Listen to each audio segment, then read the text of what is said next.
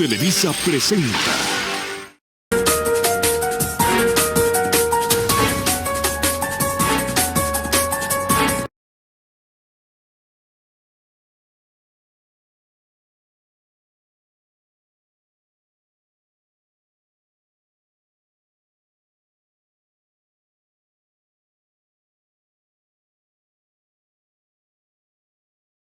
Periodo prehispánico versus periodo colonial. En esta exposición se desarrollará un análisis comparativo entre los periodos prehispánicos y colonial. En el periodo prehispánico se dio un gran desarrollo urbano, que era muy bueno, ya que este se basaba en el desarrollo de las diferentes ciudades posterior a este. Por otro lado, en el periodo colonial se reforzó la diferente redistribución de la ciudad, dando así lo que hoy conocemos como arquitectura colonial. Mesoamérica. Mesoamérica es el territorio donde se desarrollaron diferentes pueblos y comunidades como rasgos culturales similares, como por ejemplo la agricultura, la religión y sus creencias. La macrorregión cultural de gran diversidad étnica, dependientes entre sí, pero con relación en su economía, religión y tecnologías. Para la cultura mesoamericana tenemos tres temporalidades. La primera, que es la preclásica, que va del 2000 a 200 a.C. La segunda, que es el clásico, que va del 200 a.C. al 900 a.C. Y el postclásico, que se da del 900 después de Cristo a 1521 después de Cristo. Listo. La arquitectura de Mesoamérica destacaba mucho la expresión a través de los espacios públicos abiertos, también tenían grandes plataformas o basamientos. Las construcciones monumentales eran de tipo ceremonial, las formas piramidales, estas se destacaban por ser escalonadas con pequeños templos que eran un remate. Los complejos urbanos y arquitectónicos de acuerdo a un eje, y este eje era la trayectoria del Sol y en su posición cenital. Sus materiales predominantes son la piedra, la madera. La madera se utilizaba para sostener techos y la estructura de los muros. El barro y adobe, que eran los muros y parte interior de los basamentos. El forraje, que eran estas grandes hojas de paja para los techos. Los aglutinantes, que utilizaban el cal y el barro, y la cal como en forma de escudo. Los elementos formales.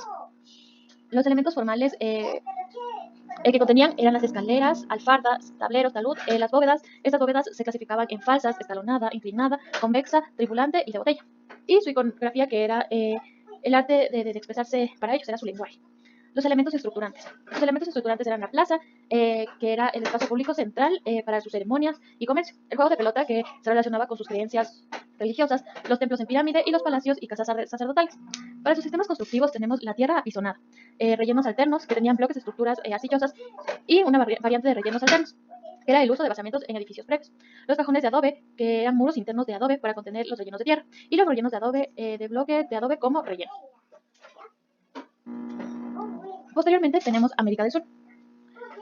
En América del Sur tenemos cinco culturas, que se desarrollaron en América Andina. La primera es la cultura chavín, que se da de 1000 a.C. al 100 después de Cristo. Esta se ubica en la provincia de Huari, región Ancash del antiguo Perú. Tiwanaku, que viene de 400 al 1000 después de Cristo, es una antigua ciudad arqueológica capital del estado Tiwanacoto, ubicado a 21 kilómetros al sureste del lago Titicaca, en el departamento de La Paz, al oeste de Bolivia. La Huari, 600 a 1100 después de Cristo. Esta civilización fue una civilización andina que floreció en el centro de los Andes, llegando a expandirse desde actuales departamentos peruanos y Lambayeque, en el norte. Esto se ubicó en el departamento del Cusco. Chimo. Chimo se da de 1100 a 1400 después de Cristo. Se estableció en las costas que ahora es el actual Perú, tras el decaimiento del Imperio Guay. Entre los departamentos de Tumbes y Lima, su capital fue Chanchán. Se tiene la Inca, que es la más predominante de América del Sur, y se dio de 1200 a 1533 después de Cristo. Se extendió al Curaçao del Cusco y luego al Tahuantinsuyo. Esta se extendió al occidente de la América del Sur, y sus materiales predominantes serán como la piedra, la paja, el adobe. Los elementos formales. Los elementos formales de los incas se caracterizaban por su solidez, ya que ellos tenían enormes bloques de piedras sobrepuestas sin la necesidad de usar algún tipo de pegamento para fijarlos. La solidez. También característica de ellos utilizaban las calizas, andesitas, areniscas, basaltos y la cuarcita. Los elementos estructurantes. Las canchas eran los cercos rectangulares que albergaba 3 o más estructuras rectangulares dispuestas simétricamente alrededor de un patio central. Cayanca. Eran los recintos rectangulares que tenían 70 metros de largo, eran unos centros de gran importancia, ya que se desarrollaban ahí los palacios de soberanos, los cuarteles de militares, plazas, fachadas para fiestas, talleres, alojamientos, asambleas, entre otros. También teníamos el templo y multiusos, y también el ushnu, que era una estructura piramidal troncal y escalonada. El tambo, que eran posadas a lo largo del camino principal del Tahuantinsuyo, y el ayahuasi, que eran las casas de edificios residenciales de los apias. Para esto se necesitan los sistemas constructivos que se desarrollarán los tipos de muros que realizaban. Tenemos el rústico, que era compuesto por piedras sin labrar, que se colocaban unas sobre otras sin orden, y el relleno entre piedras era la gravilla o la tierra. Celular. Era descrito como disposición de células o estructura de un panal de abeja. La forma de la piedra puede ser poligonal, pentagonal o hexagonal. Engastado. Las grandes piedras de este engastado eran de manera de rompecabezas, ya que sus ángulos ayudaban a que éstas se anclen. Las piedras eran de 1 a 2 metros. Las sedimentarias. Las piedras eran asentadas en hileras horizontales, y la imperial eran las piedras desmesuradamente grandes, ya que iban de 3 a 7 metros. El periodo colonial. El periodo colonial inicia en 1534 con la fundación, que contiene a 203 hombres para la repartición de tierras. En 1541 se da la ciudad como célula real. En 1544 se da la sede episcopal, y en 1563 se da la Real Audiencia de Quito. La Real Audiencia de Quito se caracteriza mucho por su forma de damero. Estas eran leyes de Indias. El reparto de los solares era según la jerarquía de los estados, y estas contenían 4 solares por manzana. Estas se desarrollaban alrededor de una plaza central, que en este caso era la Plaza Grande, y alrededor de esta plaza se generaron iglesias tales como la de San Francisco, la Merced, Santo Domingo y San Agustín. La administración de Quito, como zonificación, se da que el uso de iglesias sea el 20% de las hectáreas, las calles el 12%, las plazas 4 hectáreas, los servicios 10 hectáreas y las viviendas del comercio eran 17 hectáreas. En total tenemos unas 63 hectáreas. La administración de Quito. La administración de Quito iniciaba con el Cabildo quiteño, que era el órgano de dominación política española. También tenían impuestos, autoridades de control, alimentarios y productos. Y la iglesia. La iglesia, que era el órgano de la dominación ideológica española. Aquí vienen las artesanías y la evangelización indígena. La jerarquía de poder se da primero con los españoles en los puestos de decisión política. En segundo tenemos mestizos, puestos burocráticos. En la tercera tenemos indígenas en ocupaciones, servicios domésticos, barrenderos, acarenteros de agua. En este periodo colonial se destaca mucho la escuela de arte quiteña. Esta se da con las obras con combinación y adaptación de rasgos europeos. En su máximo esplendor, la escuela quiteña fue eminentemente barroca, la cual incluyó la etapa del rococó.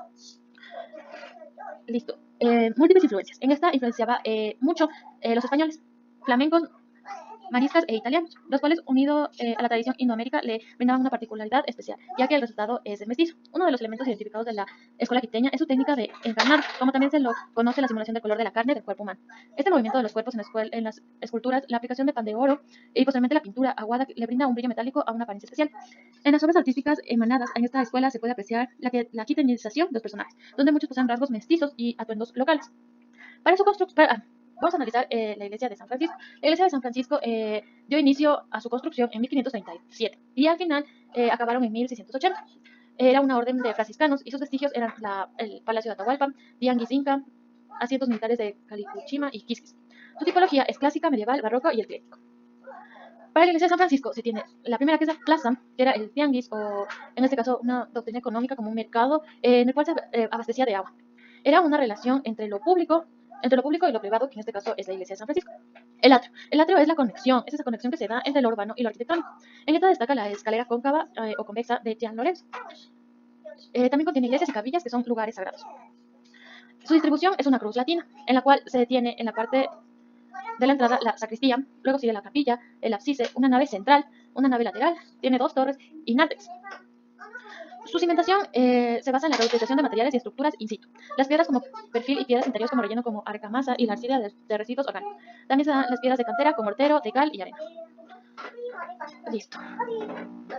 En conclusión, para finalizar, el periodo prehispánico logró el desarrollo de la conexión entre el espacio público y la arquitectura. Sus conocimientos de construcciones de grandes estructuras arquitectónicas para esta época lo hacen sorprendente. En caso de Mesoamérica se caracterizaban mucho por las construcciones piramidales que tienen.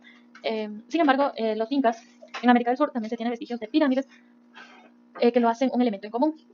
Tanto en Mesoamérica como América del Sur logró espacios públicos muy bien logrados, asentando sus civilizaciones en espacios habitables sin olvidar su politeísmo, ya que su arquitectura era centrada en sus creencias religiosas.